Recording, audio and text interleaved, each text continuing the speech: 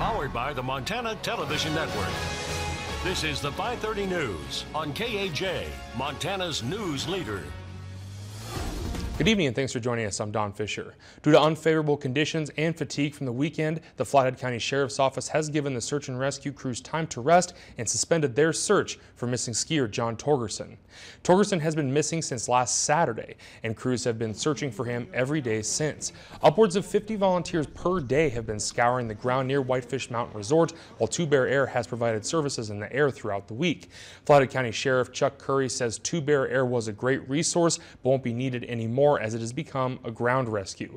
The crews are going tree to tree with avalanche probes checking tree wells as the time span for finding Torgerson from his transceiver signal has passed. Curry says the department will reevaluate the conditions tomorrow, keeping in mind the safety of the searchers as well. When we do have people who aren't really trained, that's always a concern. We've attempted to manage that as best we can. Of course, we can only do so much. But our goal is to make absolutely certain that all the rescuers are as safe as they possibly can be. And moving over to weather, it was a little snowy out there today as we heard in the last story, and that looks to continue as we make it through the work week. For more on what you can expect in your area, let's toss it over to meteorologist Russ Thomas, who has our first forecast. Russ.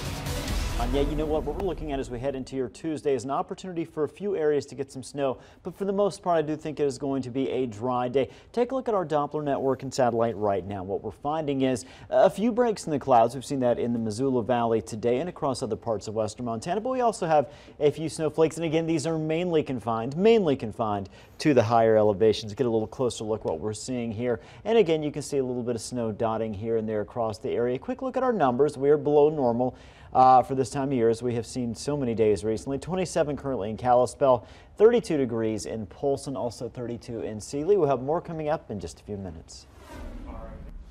The Lake County Sheriff's Office is searching for a 26-year-old Polson man near the SKQ Dam near Polson. Lake County Sheriff Don Bell says they are looking for 26-year-old Kyle Butterhoff near the dam after his truck was located in a parking lot on Saturday.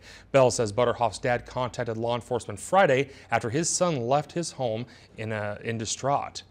Employees at the SKQ Dam found Butterhoff's vehicle in a parking lot, but it wasn't reported to law enforcement until Sunday. Bell said his deputies, search and rescue and man trackers spent the day Sunday and Monday looking for him, and they are now searching nearby roads and fields with the assistance of tree drones to see if he walked away from the area. Butterhoff's mother, Cindy Lee, tells us that her son has Asperger's syndrome and is a highly functioning autistic, which she says makes him antisocial. Bell asks if anyone knows of Butterhoff's whereabouts to call the Lake County Sheriff's Dispatch at 406-883-7301, extension 1. When authentic Japanese sushi chef Tony Train moved to the Flathead Valley, he saw an opportunity to bring his take on sushi to Northwest Montana. Chef Tony's take is different than typical American sushi. He says it's authentic Japanese sushi, and he's been serving it in downtown Kalispell at Blue Samurai Sushi Bar and Grill since the restaurant first opened its doors about a year ago.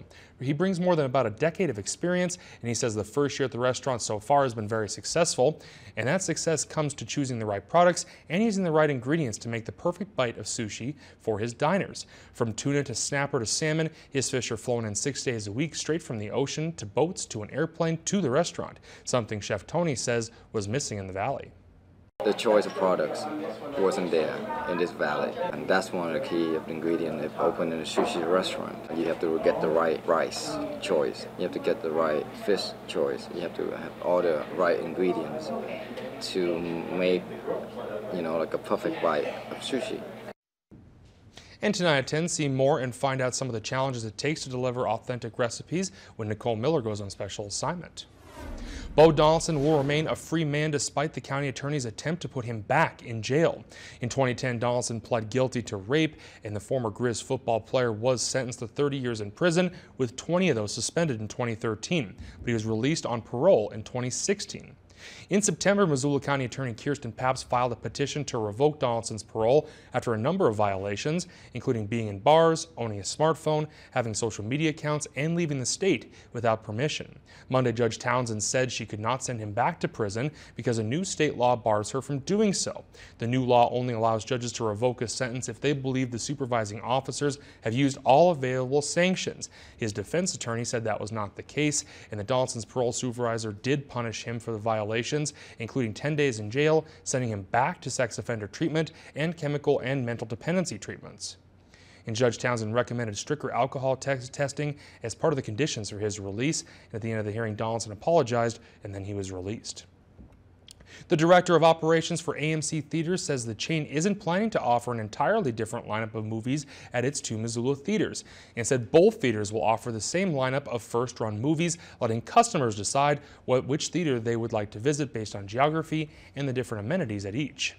The new AMC Southgate Mall 9 had a soft opening over the weekend and is moving into full operations this evening. The outlet is the company's first AMC dine-in theater in the Inland Northwest, offering movie fans a chance to not only the latest films, but order restaurant-style food as well as traditional snacks right from the convenience of their reclining chairs. People have wondered how the company will manage the flow of films between the new theater and the AMC 12 on North Reserve, but the company says the lineup at both theaters will be similar with all new first-run movies. We're going to treat both theaters as 2 separate theaters. We're going to try to book all of the popular movies in both locations so we could still attract, all the Missoulian guests to, if they prefer going to the other location, they could go. If they want to come here, they're going to have that option. And AMC took over operation of the theater complex on North Reserve from Carmack Cinemas last year. President Trump spent more than an hour talking to the nation's governors with the cameras rolling. School safety and guns topped the agenda in the wake of the Florida school shooting that left 17 dead. Wu Jiajiang reports from the White House. President Trump told the nation's governors he wants to take action to improve school safety. We don't want to have sick people having the right to have a gun. The president is pushing for stronger background checks, increased access to mental institutions, and retribution as a deterrent for a would-be gunman. The bad guy has to understand that there's a big price to pay when they mess around with our students. President Trump is advocating for arming and training some school staff. Governor Jay Inslee said that's not sitting well with teachers in Washington State. I've listened to the first grade teachers that don't want to be pistol packing first grade teachers. Now, I just think this is a circumstance where we need to listen, that educators should educate, and they should not be foisted upon this responsibility of packing heat. Despite having some differences, both the White House and the governors see a better chance to enact change on the state level rather than on Capitol Hill. Florida Governor Rick Scott says he's not waiting for the federal government. We're going to invest $500 million. We're going to have a significant law enforcement presence in every public school in our state. The president said he had lunch with NRA leaders this weekend and told the governors not to worry about them. Half of you are so afraid of the NRA. There's nothing to be afraid of.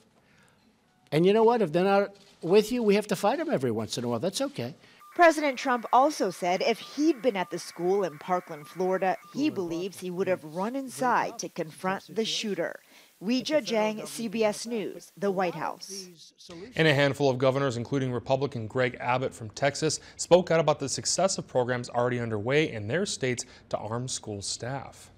A victory for dreamers and a setback for the Trump administration in the ongoing battle over the future of immigrants brought to this country illegally. Mo Lenghi has the latest from the Supreme Court. The nation's highest court rejected a request from the Trump administration to consider the fate of the DACA program before an appeals court took up the case. I think everybody in this room wants to help with DACA, but the Supreme Court just ruled that it has to go through the normal channels, so it's going back in.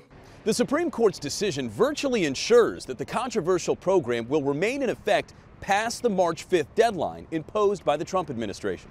We're going to legalize and have a path to citizenship for them. Senator Chuck Grassley is part of a bipartisan group of lawmakers looking for a path to citizenship for undocumented immigrants brought to this country illegally as children. The Trump administration says it is open to permanent protection for so-called dreamers, but wants changes to immigration laws and tighter border security as part of the deal. President Trump blames Democrats for the stalemate. The Democrats are being totally unresponsive. They don't want to do anything about DACA, I'm telling you, and it's very possible that DACA won't happen. Senator Chuck Schumer has a different view. President Trump created this problem by terminating the DACA program last August. Since that decision, President Trump has stood in the way of every single proposal that could become law. President Trump says the Obama administration exceeded executive powers when it created DACA. Mo Lengi, CBS News, Washington. And coming up, Samsung is out with a new smartphone that is expected to compete with the iPhone X. And more companies are distancing themselves from the National Rifle Association after that deadly shooting in Florida. See who next, KAJ.